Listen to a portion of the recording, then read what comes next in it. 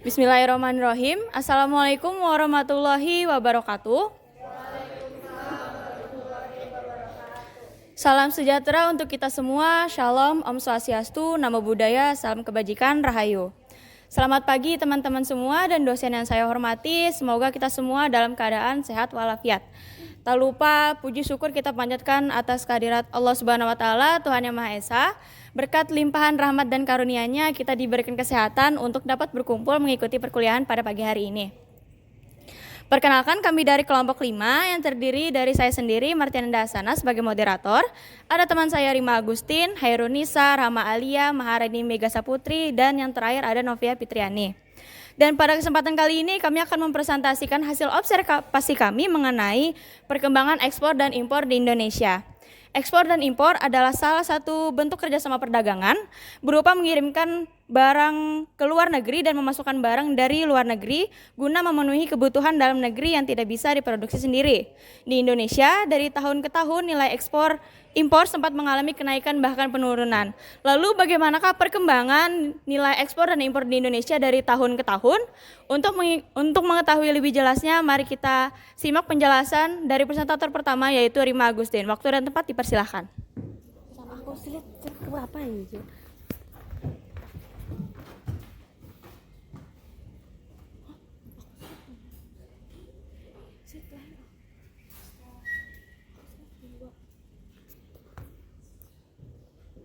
Aku di slide kedua. Itu slide 2. Lagi beda. Oh. Yang pertama kita akan melihat bagaimana perkembangan ekspor di Indonesia dalam kurun waktu 5 tahun terakhir, yaitu dari 2018 hingga 2022. Dapat kita lihat berdasarkan grafik nilai ekspor dari Indonesia mengalami penurunan dari kenaikan 2018 hingga 2022.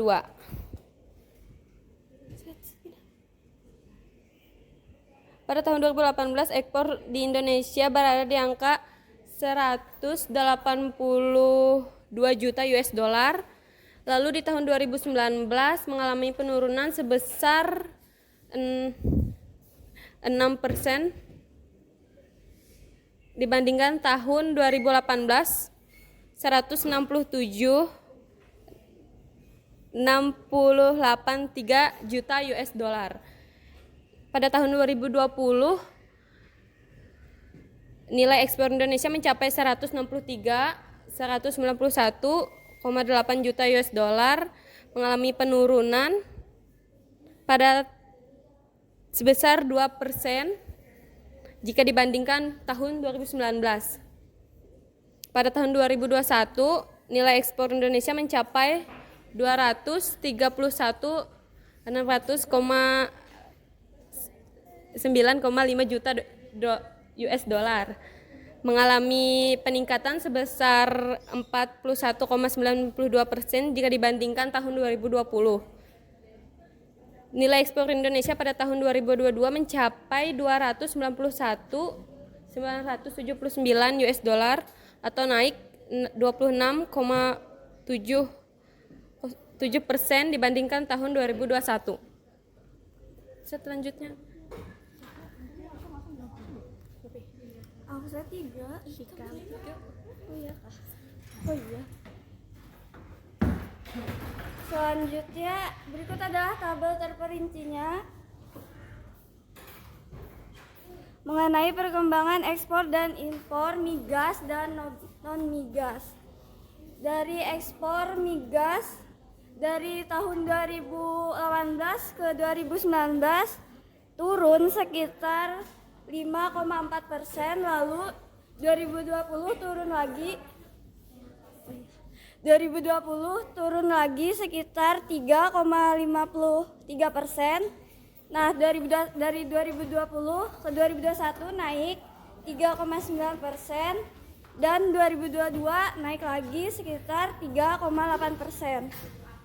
Di non migasnya dari 2018 ke 2019 mengalami penurunan sekitar 6,9% dan 2020 turun kembali 0,95%. Pada 2020 ke 2021 mengalami penaikan 6,44% dan 2022 mengalami penaikan lagi 5,6%. Yang impor migas persentase turunnya dari 2018 ke 2019 turun 1,5% dan 2019 ke 2020 ke 2020 turun lagi 7,6%, lalu naik pada 2021 naiknya 11% dan 2022 naik lagi sebanyak 14%. Pada non migasnya 2018 ke 2019 turun 15,4%, lalu 2020 turun lagi 16%, pada 2021 naik 43,3%, dan 2022 naik lagi 26,2%.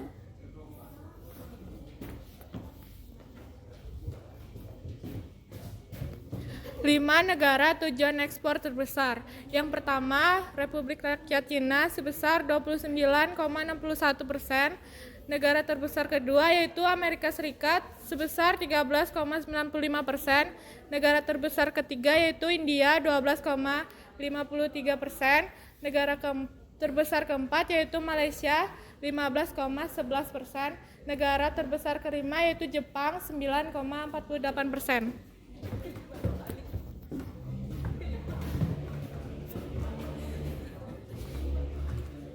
Selanjutnya, kami memilih 3 barang impor yang menurut kami sangat bermanfaat bagi Indonesia. Pertama, teknologi medis yang banyak diimpor dari Cina berupa APD, hand sanitizer, masker. Terlebih di era COVID-19, set kit mendominasi jumlah alat impor kesehatan sebesar 61,11% dari keseluruhan impor alat kesehatan untuk penanganan COVID. Kedua, mesin-mesin untuk kendaraan. Negara yang menjadi pemasok suku cadang kendaraan di Indonesia yaitu Thailand dan Cina. Dan yang terakhir adalah amunisi atau senjata militer hingga pesawat tempur yang paling banyak impor dari Republik Korea mencapai 246,726 kg dengan nilai 6,22 juta US dollar.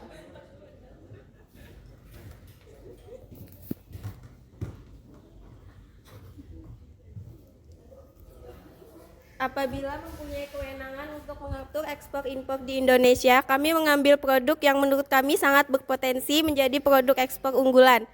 Yang pertama yaitu furniture atau mebel. Di Indonesia banyak sekali pengrajin furnitur seperti lemari, kursi, hingga meja yang dapat menjadi salah satu komoditas unggulan.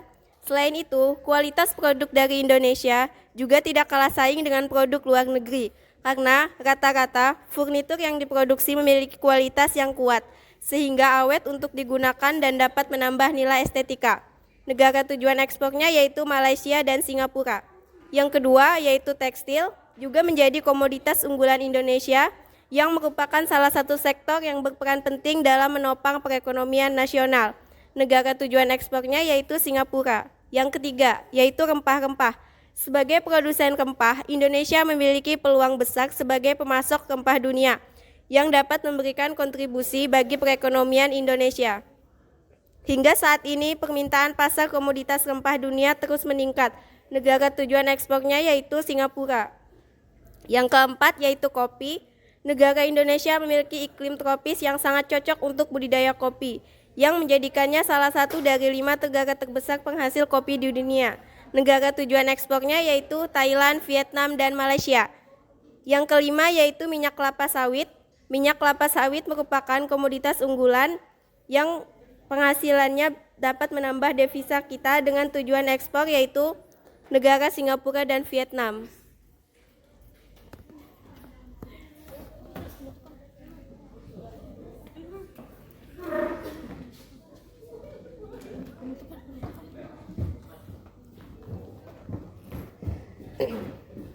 Berikut tadi adalah pemaparan hasil observasi kami melalui media-media pembelajaran yang tersedia.